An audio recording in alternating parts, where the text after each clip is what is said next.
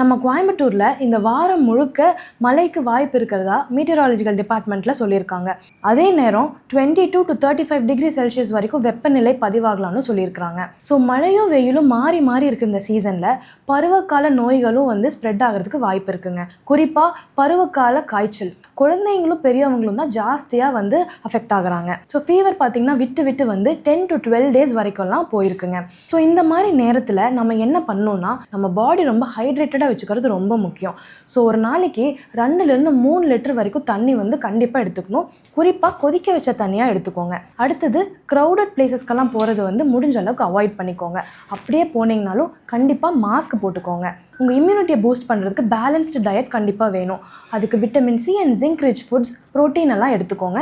அடிக்குவேட்டாக ஸ்லீப்பும் ரெஸ்ட்டும் ரொம்ப அவசியம். ஹாஸ்டல் இருக்கீங்க அப்படின்னா ஏசி போடுறதை கம்மி பண்ணிவிட்டு ஜன்னலெல்லாம் திறந்து வச்சு வென்டிலேஷனை நல்லா இம்ப்ரூவ் பண்ணி வச்சுக்கோங்க. ஃபீவர் 2 நாளைக்கு மேலே இருக்குன்னா கண்டிப்பாக உங்களோட டாக்டரை கன்சல்ட் பண்ணிக்கோங்க. ப்ரிஸ்கிரிப்ஷன் இல்லாமல் நீங்களாக மெடிசன்ஸ் எடுக்காதீங்க. இதே காய்ச்சல் 3 நாளைக்கு மேலே இருந்துச்சு அப்படின்னா பிளட் டெஸ்ட் பண்ணுறது ரொம்ப அவசியம். ஸோ கோவை சில்லுன்னு மாறிட்டு வர இந்த டைமில் இந்த சீசனல் ஃப்ளூ நம்மளை சோதிக்கலாம். ஆனால் இந்த சின்ன ப்ரிகாஷன்ஸ் எல்லாம் எடுத்துக்கிட்டிங்கன்னா இதை ஈஸியாக ஹேண்டில் பண்ணிடலாங்க. ஸோ சிம்பிள் ரூல் தாங்க. Healthy food, clean hands, good sleep, timely doctor checkup, அவ்வளோதாங்க.